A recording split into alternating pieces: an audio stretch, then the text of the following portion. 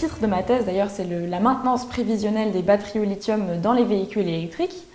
Donc concrètement, j'analyse des données qui proviennent de batteries de véhicules et j'essaye de les comprendre et d'en comprendre la structure pour essayer de prédire à quel moment une batterie arriverait en fin de vie ou à quel moment une défaillance pourrait intervenir.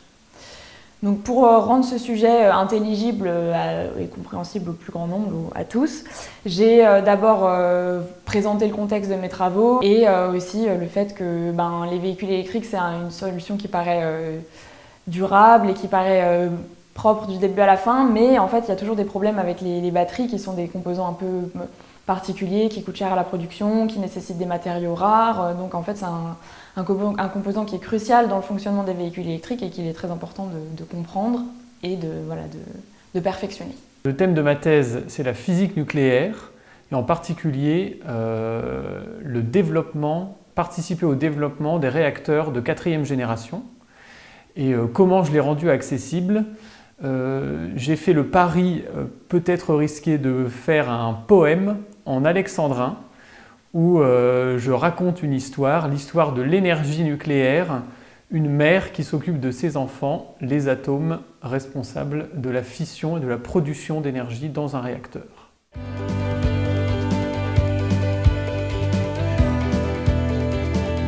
Je suis lancé dans l'aventure Ma thèse en 180 secondes parce que j'ai découvert ce concours lors de ma deuxième année de master où j'ai pu assister à une présentation de ma thèse en 180 secondes et depuis ce moment j'ai envie d'y participer, notamment parce que j'accorde beaucoup d'importance à la communication scientifique et à la vulgarisation scientifique.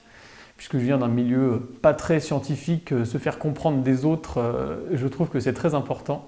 Et je trouvais que l'exercice proposé par le concours était idéal pour arriver à communiquer simplement autour de ma thèse. C'est un défi qui est vraiment tentant quand on fait un doctorat. En fait, quand on fait une thèse, on s'adresse souvent à un public qui est averti dans le cadre de conférences, d'exposer à nos équipes de recherche. Et en fait, on a souvent l'habitude d'utiliser un vocabulaire technique, de s'adresser à un public qui sait à peu près de quoi on parle. Et en fait, c'était un défi intéressant pour moi de réussir à faire comprendre à ma famille, à mes amis, aux gens qui m'entourent sur quoi je travaillais. Donc, et puis c'est vraiment un challenge en fait de se lancer dans cet exercice-là.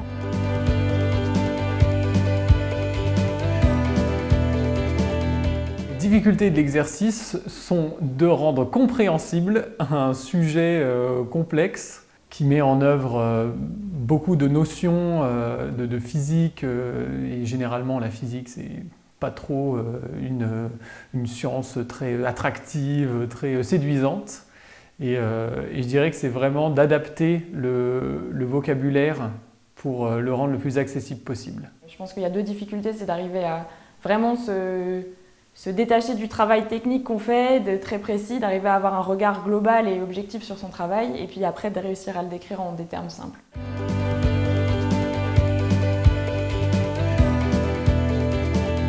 C'est vraiment un super exercice. C'est pas facile parce que résumer une thèse de 3 ans en 3 minutes, ça représente une quantité quand même de travail non négligeable. Il faut à peu près tout dire en très peu de temps. L'exercice de ma thèse en 180 secondes, déjà ça permet de faire connaître ses travaux. Moi ça m'a permis d'avoir plein de messages de soutien de plein de gens auxquels je ne m'attendais pas.